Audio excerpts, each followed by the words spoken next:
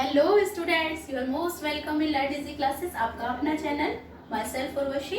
और आज हम डिस्कस करने वाले हैं क्लास 9 का chapter is matter around us pure, इसका लेक्चर नंबर 5। ऑलरेडी हम 4 लेक्चर डिस्कस कर चुके थे गाइस, और अगर आपने चैनल को सब्सक्राइब नहीं किया है तो चैनल सब्सक्राइब कर लीजिए।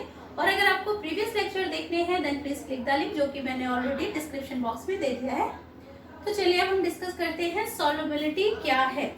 कंसंट्रेशन में आपने क्या समझा था, किसी भी सॉल्यूशन का कंसंट्रेशन क्या होता है? The amount of solutes which can be dissolve in 100 gram of water, आप समझ सकते हो। या फिर मैंने अगर आपको बाय वॉल्यूम समझाया था तो 100 मिलीलीटर ऑफ वाटर।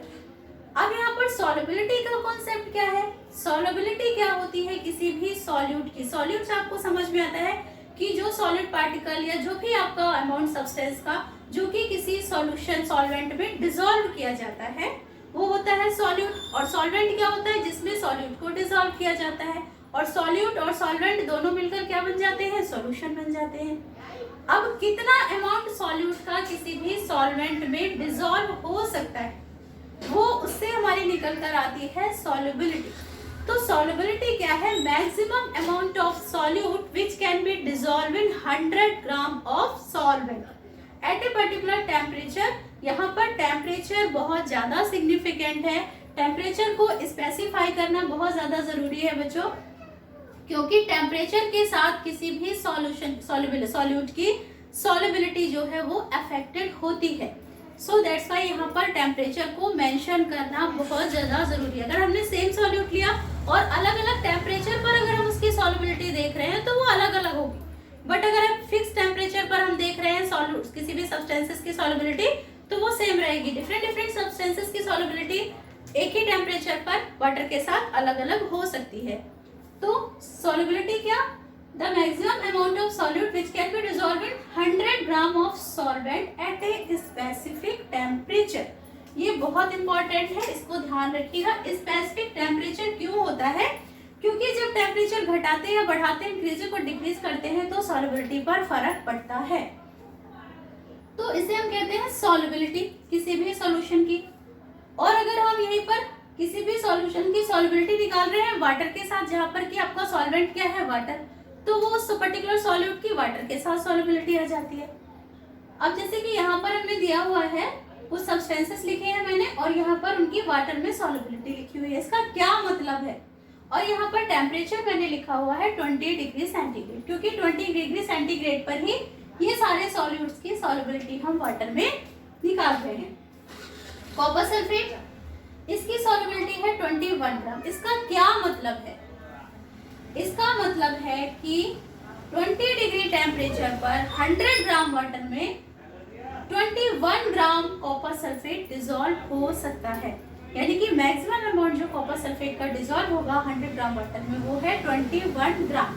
तो यहाँ पर सॉल्युबिलिटी क्या होगी कॉपर सल्फेट की? 21 ग्राम। इसी तरीके से पोटेशियम नाइट्रेट कितना डिसॉल्व हो जाएगा 100 ग्राम वाटर में 20 डिग्री सेंटीग्रेड पर? 32 ग्राम। तो इसकी सॉल्युबिलिटी हो गई 32 ग्राम। इसी तरीके से हम पोटेशियम क्लोराइड की देख लेते हैं 34 ग्राम, सोडियम क्लोराइड की 36 ग्राम।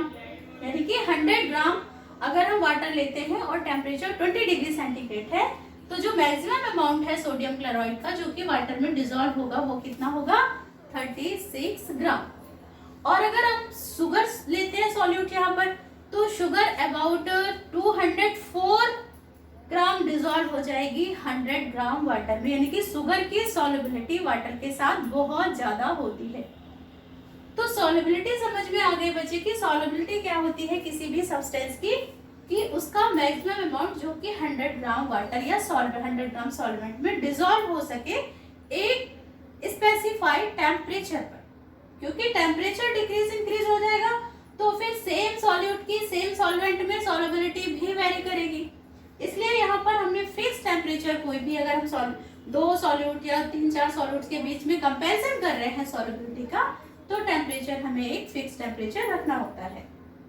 अब क्या फर्क पड़ता है टेम्परेचर और प्रेशर का सॉल्युबिलिटी पर? सॉल्यूशन की हमने कैटेगरीज पढ़ी थी, solid to solid, solid in liquid, gases in liquid. तो यहाँ पर मैंने 2 तरीके के सॉल्यूशन लिए हैं जिसमें कि हम टेम्परेचर और प्रेशर पर क्या फर्क पड़ेगा सॉल्युबिलिटी का अब solubility of solid in liquid, अगर आपका सॉल्यूट जो है वो सॉलिड फॉर्म में है और लिक्विड आपका सॉल्वेंट है, तो उस सॉल्यूट की सॉलिबिलिटी पर क्या फर्क पड़ेगा अगर हम टेम्परेचर इंक्रीज करेंगे या फिर हम टेम्परेचर डिक्रीज करेंगे, या प्रेशर का क्या फर्क पड़ेगा इस टाइप के सॉल्यूशन में solubility of solid in liquid.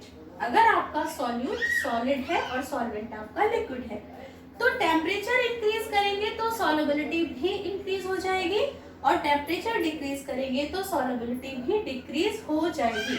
जैसे कि यहाँ पर इसका एक बेस्ट एग्जांपल हम ले सकते हैं sodium chloride. Sodium chloride solid है और हम लिक्विड में इसका सॉल्यूशन बनाते हैं, तो मैक्सिमम इसकी यानी कि सॉलिबिलिटी कितनी है 36 ग्राम। अगर हम 20 डिग्री से टेम्परेचर हाई कर दें, 40 तक ले जाए या 50 तक ले जाए, तो उसमें और ज्यादा हम यहाँ पर सोडियम क्लोराइड ऐड कर सकते हैं उतने ही वाटर में, यानी कि इसकी सॉलिबिलिटी इंक्रीज हो गई। और अगर हम टेम्परेचर डाउन कर दें, 20 डिग्री से भी नीचे कर दें, तो फिर ये 36 ग्राम भी डिसॉल्व नहीं होगा, यानी कि सॉलिबिलिटी क्या हो गई, डिक्रीज हो गई। तो टेम्परेचर का क्या फर्क पड़ता है सॉलिड से लिक्विड टाइप के सॉल्यूशन में?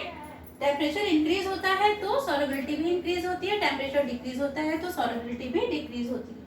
और प्रेशर का क्या फर्क पड़ता है? प्रेशर का सॉलिबिलिटी पर कोई फर्क नहीं पड़ता इस टाइप के सॉल्यूशन। जबकि ऑन द अदर हैंड अगर हम यहाँ पर देखते हैं solubility of gases in liquid, अगर यहाँ पर आपका सॉल्यूट मटेरियल गैसेस है और सॉल्वेंट हमारा लिक्विड है, तब क्या फर्क पड़ेगा टेम्परेचर का?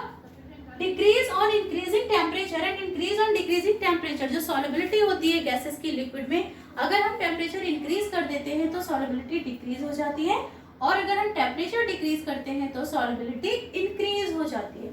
यानी कि टेम्परेचर और सॉलिबिलिटी एक दूसरे के अपोजिट में चलते हैं। किस केस में? जब आपका गैसियस सब्सटेंस सॉल्यूट है और किस में आपका सॉल्यूशन बन रहा है, लिक्विड में। ये कंडीशन है आपकी, सॉल्यूशन पर डिपेंड करता है कि टेम्परेचर का क्या इफेक्ट पड़ता है आपकी सॉलिबिलिटी पर।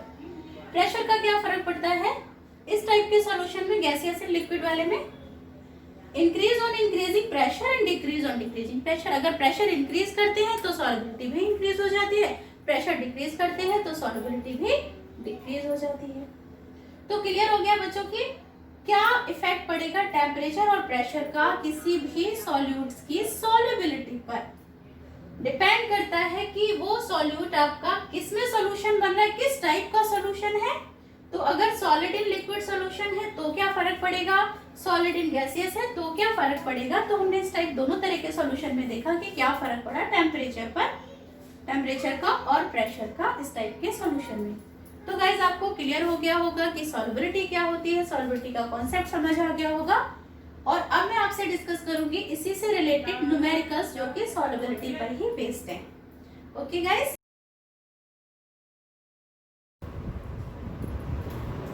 तो बच्चों अब हम सॉल्व करते हैं ये प्रॉब्लम जो कि आपके सॉलिबिलिटी पर ही बेस्ड है। अगर सॉलिबिलिटी हमें समझ में आई है तो ये क्वेश्चन बहुत आसान है, इसमें ऐसा कुछ भी नहीं है। सॉलिबिलिटी क्या थी हमने समझी थी कि maximum amount of solute which can be dissolve in 100 gram of water. बस यही चीज हमें याद रखनी है कि 100 ग्राम वाटर में मैक्सिमम जो सॉल्यूट डिसॉल्व होगा वो होगी सॉलिबिलिटी। तो क्वेश्चन में हमें क्या दिया हुआ है कि 75 ग्राम ऑफ वाटर दिया है और 12 ग्राम हमें पोटेशियम सल्फेट दिया है। तो दिया है कि 75 ग्राम वाटर में डिसॉल्व होता है हमारा 12 ग्राम पोटेशियम सल्फेट। तो हमें क्या फाइंड आउट करना है कि 100 ग्राम वाटर में कितना पोटेशियम सल्फेट डिसॉल्व होगा, वही इस हमारी प्रॉब्लम का सॉल्यूशन होगा। तो चलिए हम निकाल लेते हैं 75 ग्राम ऑफ वाटर डिसॉल्व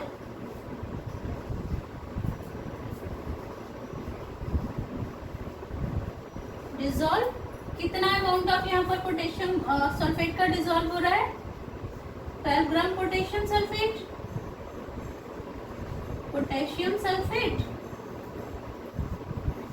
और हमें क्या निकालना है 100 ग्राम वाटर में कितना डिसॉल्व होगा।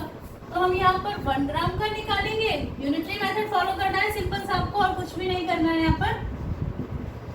तो 100 ग्राम वाटर में कितना डिसॉल्व होगा पोटेशियम सल्फेट हमारा वाटर डिसॉल्व, बहुत आसान है, इनटू 100 अब इसको हमने सॉल्व किया तो कितना आ गया 60 ग्राम ऑफ पोटेशियम सल्फेट।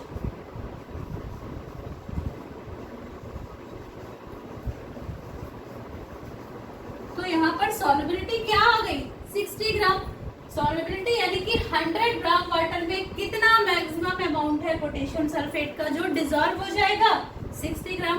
तो इस हमारी प्रॉब्लम का सॉल्यूशन भी क्या है 60 ग्राम। तो क्लियर हो गया बच्चों।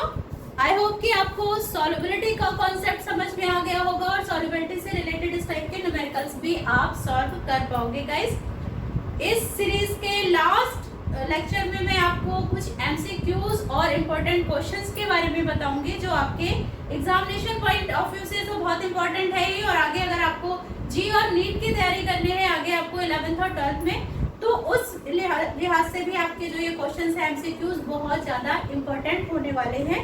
तो मिस मत करिएगा इस सीरीज का लास्ट लेक्चर जिसमें कि इंपॉर्टेंट एमसीक्यूज के साथ आपको इंपॉर्टेंट क्वेश्चंस भी मैं देने वाली हूँ गाइस। तो ओके गाइस, प्रीवियस लेक्चर के लिए आप डिस्क्रिप्शन बॉक्स पे लिंक पर चेक कर सकते हो और मेरा चैनल सब्सक्राइब कर लीजिए and press the bell icon also so that कि आप अपकमिंग वीडियोस के नोटिफिकेशन मिल सके आपको। Okay guys, till then bye bye, मिलते हैं नेक्स्ट लेक्चर में, बाय।